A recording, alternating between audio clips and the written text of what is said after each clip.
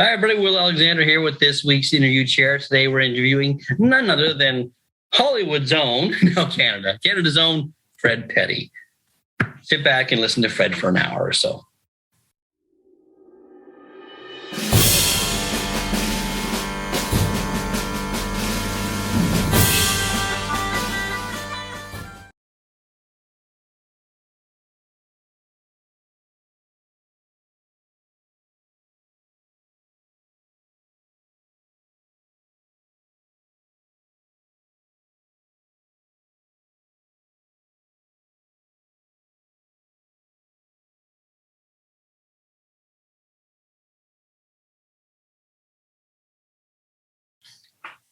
Hi, everybody. Will here with this week's interview chair is none other than Mr. Fred Peddie. Dog show Hollywood, as far as I'm concerned, Canada. So, how are you? That's very kind. That's very kind. I was just saying that I can remember sort of first meeting you back in the day when your dad was showing Irish setters. And that goes back. And then you had your little break from dog shows and went on to other ventures. And I just sort of stayed in the old rut of dog shows. It drew me back. How have you been? How are things? How are you and Bert doing? We're doing very well. We are very much enjoying our life down here in New Brunswick. We moved 8 years ago. Oh, is that long ago? Wow. Yeah. We have a great set of friends that we've developed here. None really doggy, but have dogs or have had dogs, and they're more of our generation, which is pushing the sod the wrong way at times, but it's been very enjoyable for us. It's a quieter pace. We have a great house that we enjoy very much, and just having a good time. Oh, good. Good to hear. I haven't seen you in so long, it seems. It's great to see you. Well, thank you. Okay, let's get started. How did you get involved in the sport of dogs, Fred? Well, as a child, I was never sort of allowed to have a dog, which is the best way to start somebody's passion going. Yeah. And I remember reading a book called My Own Brucey. It was a book on a chap that had a Cocker Spaniel that he bred and he showed. He worked at a kennel for 35 cents an hour to save up for the dog and eventually won Westminster. And I said, I'm going to do that. I'm going to work at a kennel. And there was a local kennel in Claremont that wasn't really that much of a kennel as a production of dogs. But I drove my bike every day, winter, spring, summer, to look after this kennel at 25 cents an hour, saved up my money. And I was doing figure skating at the time and traveling by train into aging court to train. I passed this chow kennel all the time, and I kept thinking, God, they're nice. So my mom and dad really didn't want me to have a dog. So I saved up. Sorry, Fred. How old were you at that point? 9. Oh, wow. Okay. This was the passion started at 9. It was about 13 when I bought the first dog, and I saved up my lunch money from high school for a year. Went over and bought this chow. Probably one of the poorest examples of the breed, but I showed her. I went into junior handling and everything, bred her and produced a Westminster brace. Was the last year they did braces. I went the brace there. I went winner's dog, winner's bitch, reserve winner's dog with 3 dogs.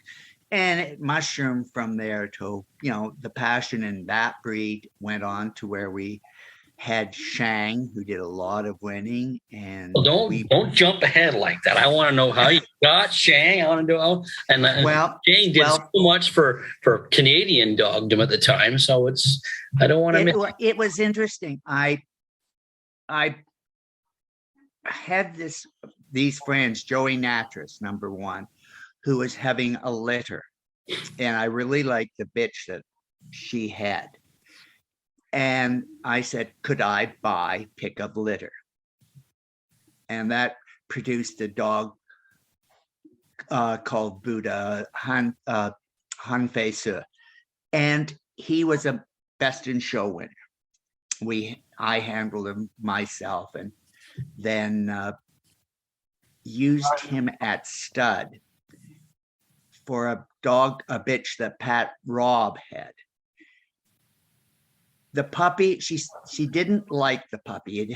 He had a problem with his eyes, sort of a opaque cornea, and was going to put the dog down. And I had just seen him, and he's one of those dogs that your heart skips a beat. He was so perfect. The picture of him, looked at him in profile and head on, just took your breath away. And she said, well, I'm going to put him down. If you want him, you better come up and get him. Walked up, grabbed him quickly.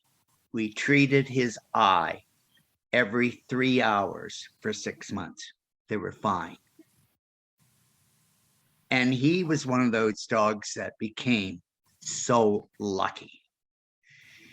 You know, we showed him, he got his first group in the US at 7 months of age. Best in shows. He had a remarkable career, and he just did everything right.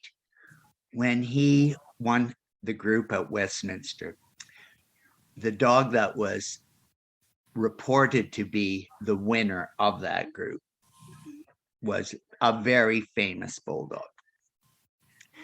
But Shang was being judged by, the judge then was Melbourne Downing.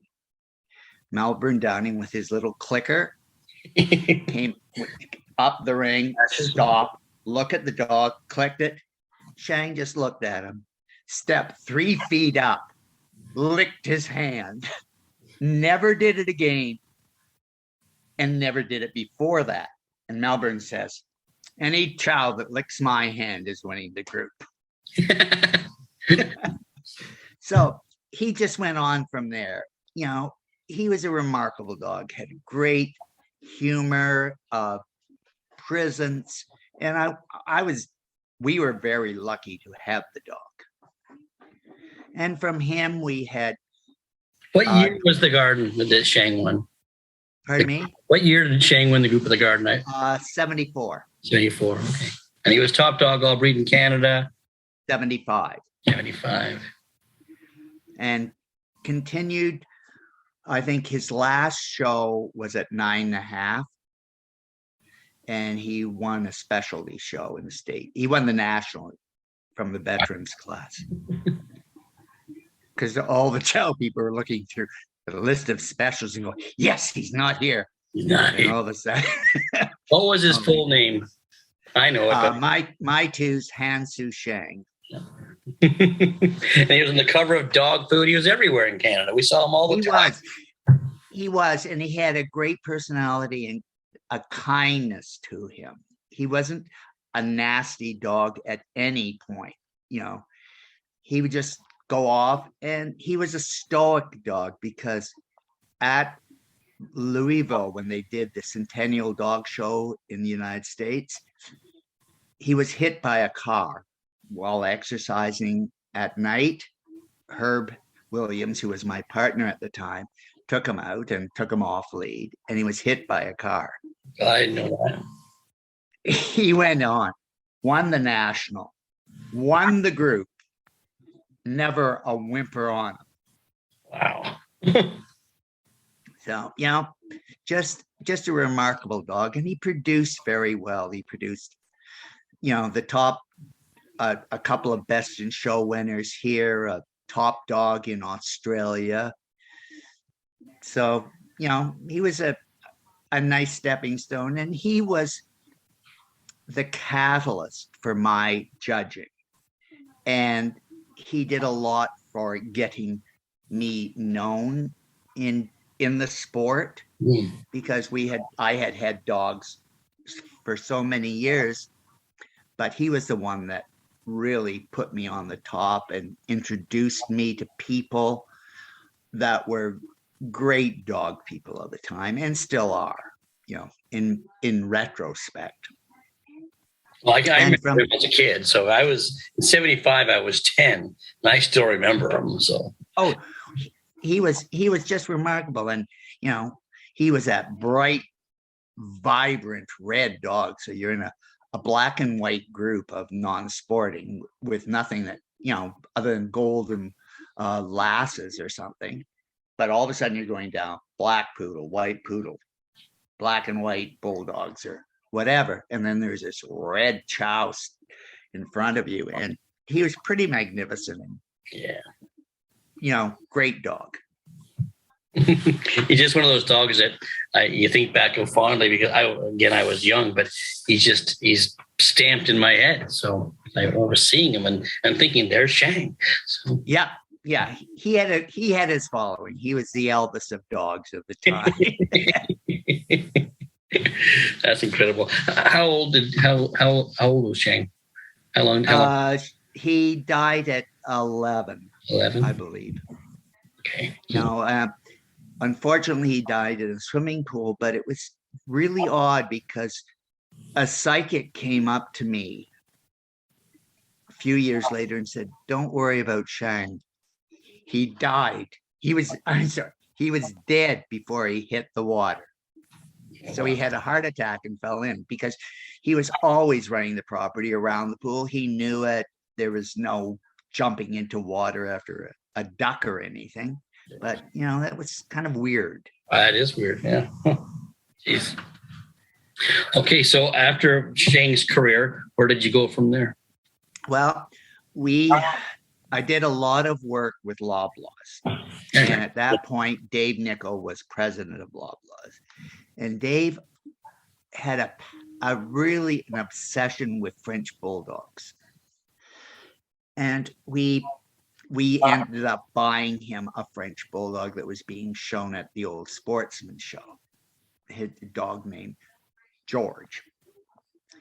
And I liked the breed. They were, a lovely little breed. We went to Europe on a holiday, and I went to the German club match.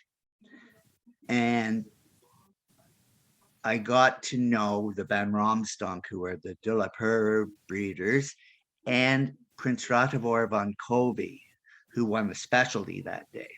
And I saw this young dog. He was about 10 months old. And it was the same thing that I saw with Shang. I just went, oh my God. And I remember sitting with the prince and saying, "You're lucky today, because that dog is so much better than your bitch." And he turned to me and says, "You're right." So from there, we went up and saw the kennel and saw Omar was his name, Omar Sharif. And I put my arms out and the dog jumped into my arms. Just figure it, a dog that jumps in your arms, do you like him? Yeah. So I was at Dave's private boardroom at Loblaws, and I was showing him, I said, "Do you want to see the pictures of Europe from the French Bulldog show?" "Oh, of course, big gung-ho." So I showed them to him, and he said, "Who's that dog with no back?" I said, "That's a dog called Omar." I said, "They offered him to me." He said, oh, his ears perked up. He says, "Really?" I said, "Yeah, but this is 1982. And I said, "But he's way out of my league, Dave. I cannot afford this dog." And Dave keeps looking at him and says, "I think you should buy him." "Dave, I don't have that kind of money." And Dave just said, "I think you should buy him. Do you understand me?" So Loblaws came to the rescue and got me Omar. Wow. Who was, and he stayed in Europe till he finished his FCI titles and everything before I brought him here. And that really started me in Frenchies because he was reported from the breeders of the time to be the greatest French bulldog that there ever was. And these people knew a hell of a lot more than I ever did. And I said, and we beat out, as I was told, some top breeders in Europe, a mafia connection out of Italy who wanted him. And I said, no, and the people sold him to me. And he went on to be a top dog in Canada, good winner in the US, top bulldog of English and French in Holland. He won every single specialty show on the continent. He produced numerous best in show and specialty show winners. And we were just fortunate to own him. And he lived with us, sired his last litter at 13 and a half, and produced through him best in show winners in Canada, United States, Europe. So, and we, carried on the line. And I've been very fortunate with my association with the Van Romstonks in Holland that I not only had him, but I had a young bitch who was top bulldog bitch in Europe. She came here and did a lot of winning also. And in total, 4 world winners. So, Wow. and that's what I still have. I still have stock from Omar here at the house, the youngest being 3 this July. Well, that's good. I think it's amazing that I hate when I don't hate it, but when you speak to somebody who's been in their dogs their entire life, and then I go to talk to them and they don't have dogs anymore. I find that so refreshing. You still have your French bulldogs. I think it is so sad when judges are not really loving what they do with dogs. And you can see when they're going over a puppy, playing with, oh no, it's got to stand perfectly still. Like I can't judge it if it doesn't, and kissing and playing with them. And, that's why we're in the sport, is because we should be loving dogs, and you have to have one around the house. I couldn't, Me either. Yeah, I have to have my dogs. Yeah.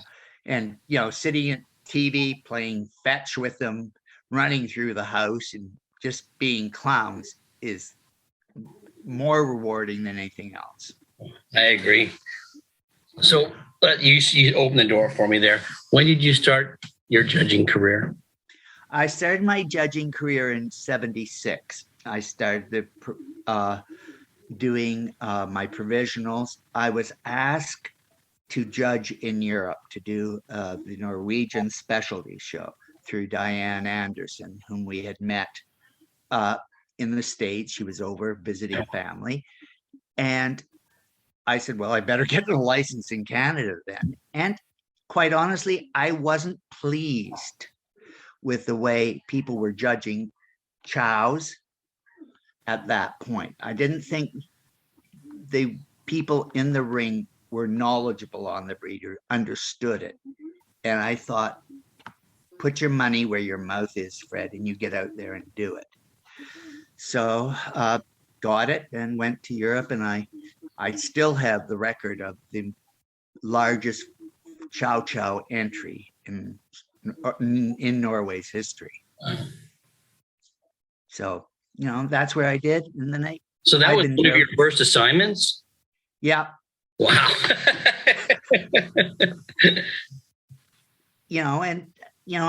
I did my provisionals here and then went on from then. But, I've been very blessed, and people have been very kind of giving me assignments and, giving me sort of some choice bits to judge around the world. And I'm very appreciative of that. No, you've judged now 76. That's a long time, but so I'm not going to add it up. But out of all the, I'm sure you've seen umpteen number of dogs that have stamped their greatness on you. Can you talk to me about some of the dogs that you have judged that aren't being shown right now? What dogs you've seen over the years that have stamped you, have left marks on you? Well, two of them were shown by the same guy, and that was Jim Moses with Hatter and Crystal. Both of them absolutely exquisite dogs. And I was judging in Bethlehem, Pennsylvania, when Christmas time. The only place to be at Christmas is Bethlehem. And Bert came with me and I said, the one thing I'm not going to do is put up that German Shepherd. It's been winning so much. Let's see if we can find anything else. I went in that ring. She took my breath away, floating across the ring. She was magnificent. Hatter was the same thing. Bulldogs throughout the years puzzled the Connemara Stone was a beautiful, beautiful bitch. In Holland, I did the Boston Terrier specialty a number of years ago, and I put up a dog called Elvis out of Germany who went on to win the Crufts show. Dander Brace wasn't too thrilled I put that dog up, but I thought, well, Frank Kane gave him the breed Crufts. He can't be that bad.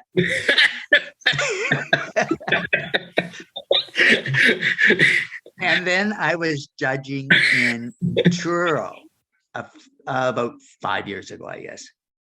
And this little Boston came in. It was his son. Oh, wow. And I gave him best in show. And I said, where did you get this? It was just another magnificent. And there are so many dogs, I think Kiefer, the Afghan, and I can remember the first time I saw him was at the CKC show. You were practicing with him in a ring. And I pulled you aside and said, who the hell is that? And he was probably the most spectacular Afghan I have ever seen in my life. Wow. He was just magnificent.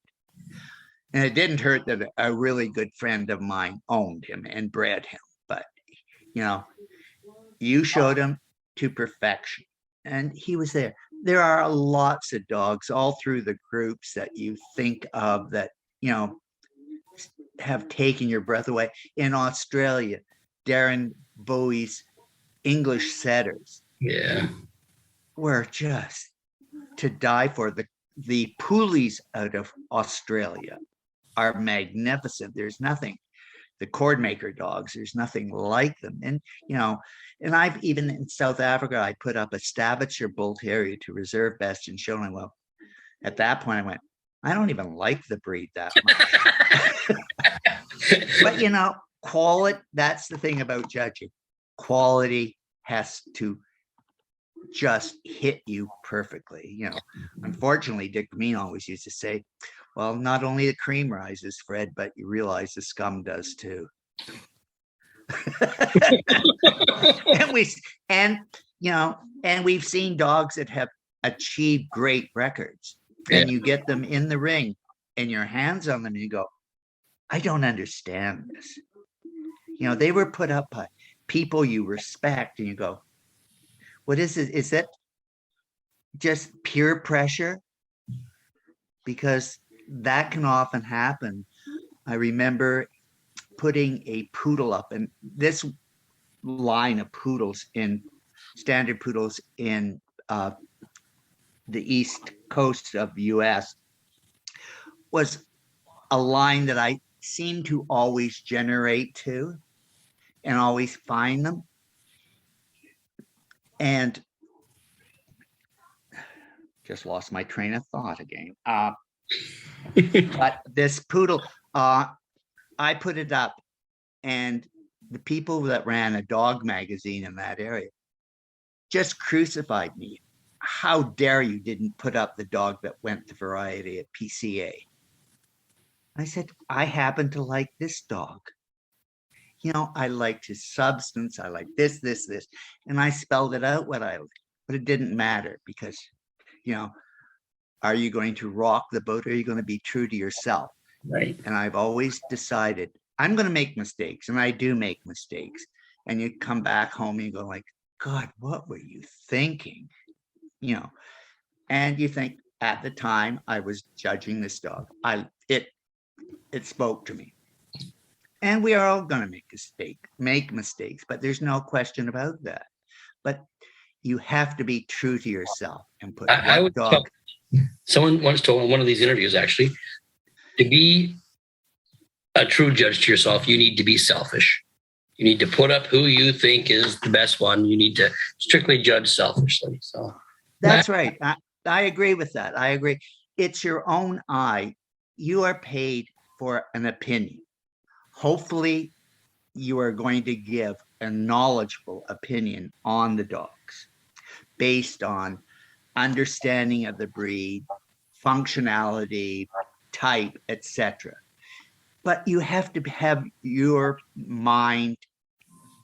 Well, I always say you have to have a stamp of that breed in your mind when you're judging. What is the outline? What is the first impression you have when judging the dogs? And have to be true, and that's what I believe. You go by your gut feeling, your knowledge, your experience, but you always have to be true to yourself. True. What about over the years, what mentors have been very influential on you? I was thinking about that, and in Canada, I would think a couple of people, Max Magder, Phyllis Wolfish, first of all, come to mind. Yeah. In the States, Julia Gaza. I can always remember long conversations in the back of her Cadillac over a gin and tonic or something, talking about dogs, breeding program. And to think that this woman who influenced a breed, more than anybody else in the entire world, in my thinking, talked to me about these. And we had, judges like Ed Bracey and Haskell Shovman who would sit down, and Lang Scarda, who would sit down and discuss the breed with you. And if they didn't agree with you, they would guide you in a knowledgeable way. And I can remember at shows of having a class of a big class of dogs. And I was like, these dogs are freaking out left, right, and center. So I went to Pat Craig, who was at the show. I said, come on over here. Sit here and watch me do and tell me what I'm doing wrong. I don't think I have a bad approach to dogs, but Will, I couldn't touch half the class. They'd be up on the tent pegs. Wow. And you have to have people like that discuss things with them. Each good breeder should be able to discuss knowledgeably about their breed, not their style of dogs that they're breeding, but the overall quality of the breed. What was it meant to do? What do you look for? What are you putting your emphasis on? Are those the right things? And discuss it on a one-to-one basis. Going to seminars, a lot of times we listen to preferences of, I call it, instead of breed types, breed styles. Yeah. Okay. But then, I've discussed a few times, and not very much in depth, with Judy Elford, who is an incredible breeder of Samoyeds. I've judged in Russia, throughout the US, and throughout Europe. I find Vanderbilt dogs every time I judge. I put them up and I said, oh, it's interesting. Where is it from? Oh, we got this from Canada, from Judy Alford. And that's interesting. You think of people in different breeds that have been important, that were kind enough to talk to you. The Brookses in Irish Setter, Bill and Patsy Brooks, who had Bayberry, sat down and talked to me about dog. Marianne Padula with Bedlington Terriers talked to me. She told me where do you start the rise? This is where you feel the rise of the back off the spine. You go to the second vertebrae from the shoulder blades, and there the rise should start. And you get these little things. Each breeder can give you at least one bit of knowledge. So you actually answered my advice on judges too. So if you had some advice, what kind of advice should a new judge take? Number one, enjoy yourself. Go in, prepare yourself, enjoy the dogs totally. Forget about anything else, just enjoy the dogs. Remember too, you are an employee at that show. You are hired by the kennel club that you have hosted you. You have to be their ambassador. Don't be rude. You can be definite, but be polite to your exhibitors. You are the front person to this whole organization. That's good advice. I'm going to take it. I don't think that. You're very personable, and and I get so upset with all these egos in dogs today that they don't seem to care about their dogs. They want the ribbon, and that's about it. But God, I'll sit there and hug my dogs more than that and go, do I really want to show them today? Yeah, they're not going to have a good time. But you have to have a good time and love dogs. And I think you always said, I was about to tell the story. I was showing to you somewhere. I was showing an Airedale bitch to you in Best in Show. And you ended up giving the Airedale Best in Show. And you were wearing a black watch tartan jacket. Remember this story? Yes, I do. And I said to you, oh my God, I love that jacket. And I said, it would look great showing an Airedale with that jacket on. And we got the picture taken, blah, blah, blah. And the day when everybody started packing up, I went back to my setup and that jacket was hanging in my setup. I remember that well. Yeah. Oh, I love that jacket. That jacket did so well. That was at St. Catharines, as I recall. Yep. And Lotus Tutton's dog. Yep, she owned Chrissy. Yep. that jacket, I wore that jacket only on special occasions, and it always did very well. I tell you, Mike Billings loved that jacket. She always put me up in that jacket. A great lady. So what now, Fred? You probably judged. Are there any assignments you wish you still want to do? Is there still, what is that on your wish list? My wish list is I would love to do the Chow National in the United States. I have never been asked. I will never be asked to judge the U.S. National. And Frenchies, they only have American judges. So that's out. But I've been very blessed. I've been throughout Europe, Russia, Japan, Australia, all these places, met wonderful, wonderful people. And I've been treated very well. And I've had a great time. And, I don't think I have anything I need to judge this show. I've done the Santa Barbaras and Chicago's. I haven't judged Westminster, but that's okay.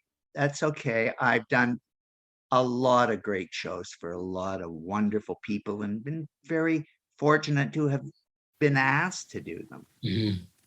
It always seemed, when you were living here, it always seemed you were somewhere. Always looking. You were somewhere judging. Yeah, well, it's a little more awkward and expensive from down here to get around, but it's still getting to places. But with the way the world is right now, it's pretty tough.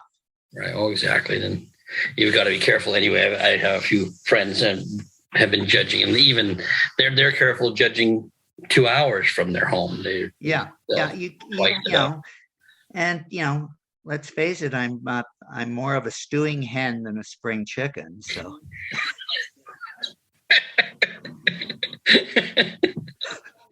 So you have to be careful too. That was good. So, what have you been doing in your free time then? My free time, well, I do a lot of committee work here. I'm on the hospital foundation locally. I was on the Arts Council. We're on the local fair board where we tried to bring in a dog show and did it for 1 year. And that has changed with velocity of people in the club. I help Bert out with his theater groups and his aspects. I do a lot of gardening.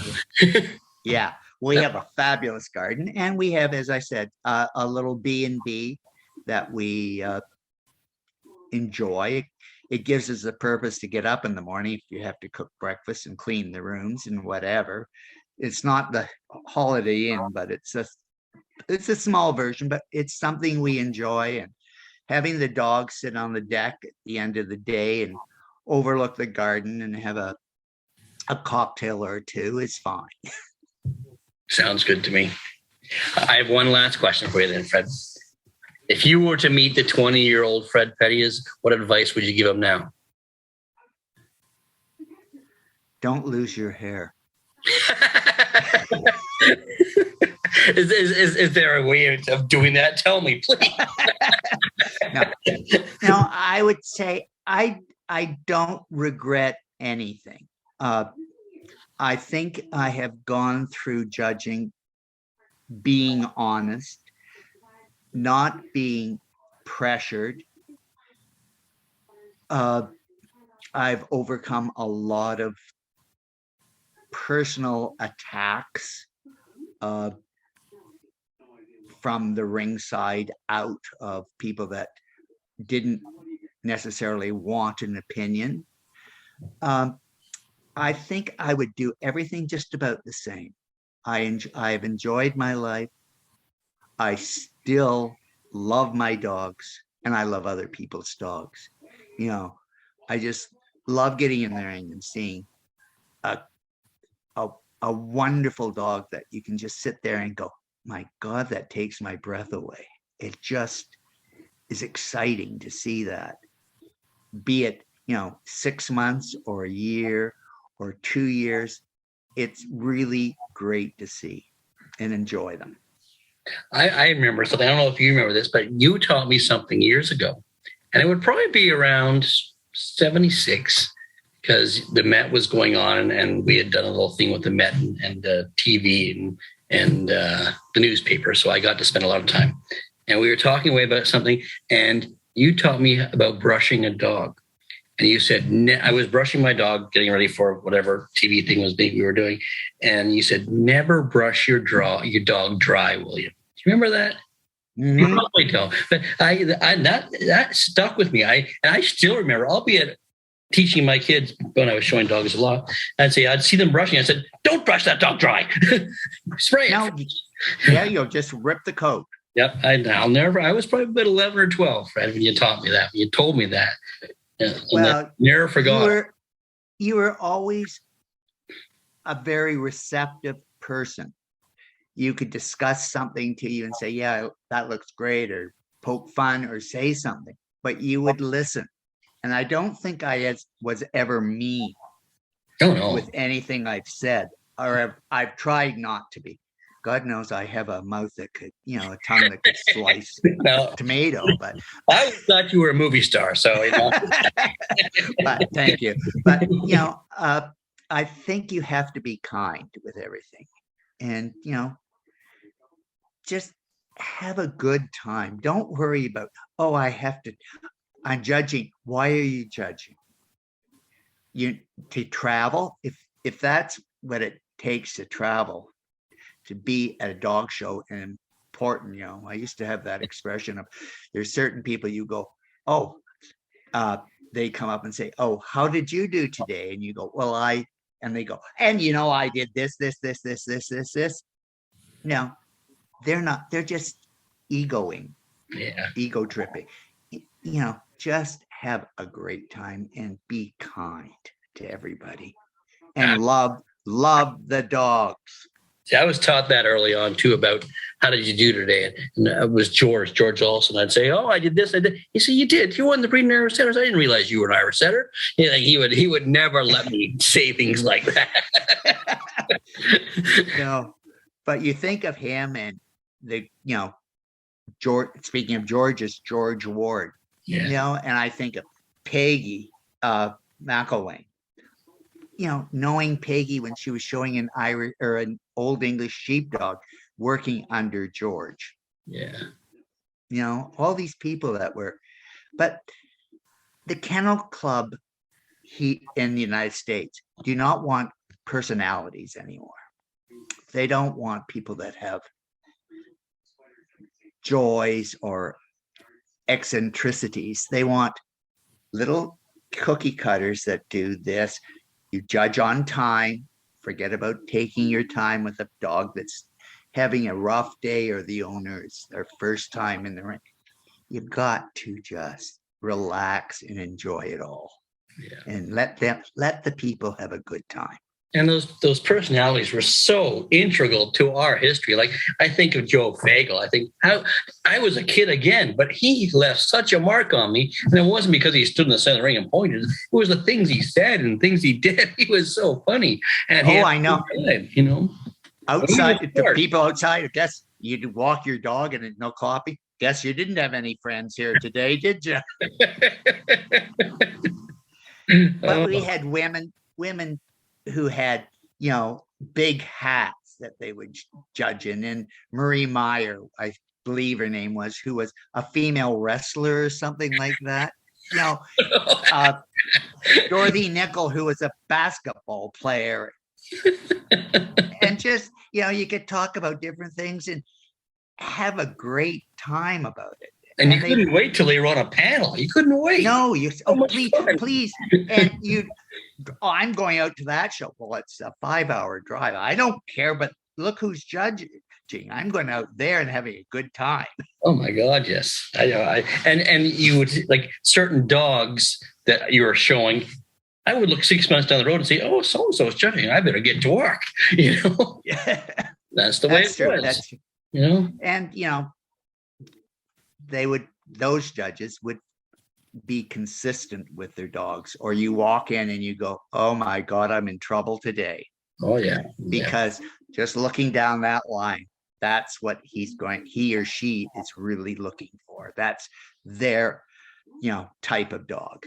Well, and you weren't the only one that looked forward to the judging, so everybody else was getting their dogs ready too for those people. So it was, but that just made things like, even back in the day when you're waiting for the garden, you'd wait for the garden and get your dog as best as you could possibly get it for that time. And I feel bad this year for those people that had planned for the garden this year, and they are planning to get their dog at its peak at that date in January, and now they have to wait. And we so need those type of shows. We need shows that are projecting and promoting purebred dogs to the public. We do not need shows that promote dogs only to the exhibitors. You spoke of the Met. The Met's philosophy was get the people in the building. However you do it, you can teach them once they're there, but show them the breeds, show them what purebred dogs are. The Met was an event we always look forward to. So. Yeah, we made it special for the exhibitor, and we got a lot of people in there to see them. Oh yeah. It was great. It was great. Oh, that was fun, Fred. Well, I hope it was okay for you. No, that was great. And do you have anything else you want to say to the world of dogs out there? No, I don't think so. I just think keep the faith and keep the breeds going. There are too many people that want a quick buck through the doodles and the caboodles and whatever. But we have to teach the public, show people what purebred dogs are, and never stop teaching and promoting them. Those are good words. Well, thanks, Fred. I really appreciate your time today. It was great to catch up, see you. So, good seeing you. Maybe we'll get you down here Oh, you will. Soon. And if you're coming this way, stay with us for a couple of days. That sounds great, Fred. Appreciate it. Okay, then. Thank you. Good to see you. Take care. Bye. Well, thanks, Fred. It was great catching up with you. Looks like you and Bert are doing great down there. We all miss you up here. If you like what we're doing here, make sure you press the like, share, and subscribe button. If you want to get a hold of me, you can get a hold of me at dogshowtips@gmail.com. If you want to find out what's happening in Will's world, go to willalexander.net.